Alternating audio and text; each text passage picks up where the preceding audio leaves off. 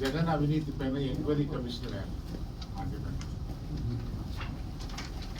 Enquiry commission వేయాలి government.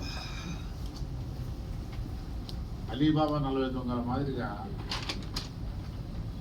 40 తెలియదు కరెక్ట్గా జగన్ అతను ముఠా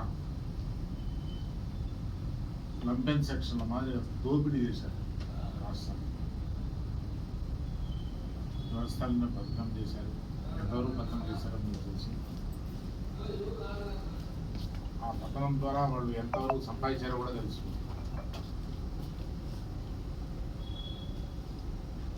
సో ఇంత దోచినోడు రాజకీయాలు కూడా అనేది అనిపిస్తుంది. అలా నేను వస్తాను 40% కూడా తగ్గలేదు నాకు అని మొన్న మీడియాను అడ్రస్ చేస్తుంది. First and last media meeting. అతను ఎప్పుడు మిమ్మల్ని అడ్రస్ చేయలేదు. దిగిపోయేటప్పుడు అది చేశాడు. అదే ఫస్ట్ లాస్ట్. ఆ వీడియోలో చెప్తాడు, నాకు 40% తగ్గలేదు, ఇంకా చేసినా కూడా అవకాశం ఇస్తే ఇంకా పూర్తిగా చేస్తున్నాడు.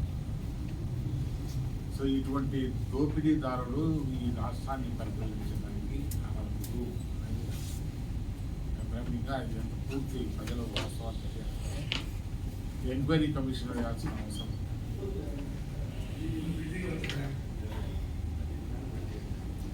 మనం చరిత్రలో చాలా పాఠాలు చదివాము. జపాన్ పైన హిరోషిమా నాగసాకి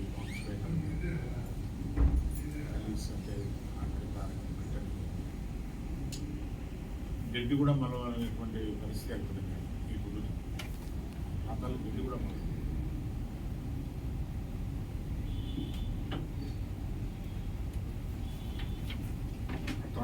ధ్వంసం చేశారు. కానీ వాళ్ళకి ఏమాత్రం తగ్గదు కదా, ఏమాత్రం తగ్గదు.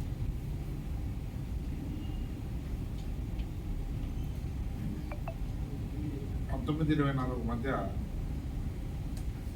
ఇయర్స్ రూల్ చేశారు ఈ రాష్ట్రం. మట్టి దిబ్బగా మార్చేశారు. ఆంధ్రప్రదేశ్లో ఒక మట్టి దిబ్బగా మార్చేశారు. ఇది మాత్రం అతిశయం. వ్యవస్థని దారుణంగా పడతాం.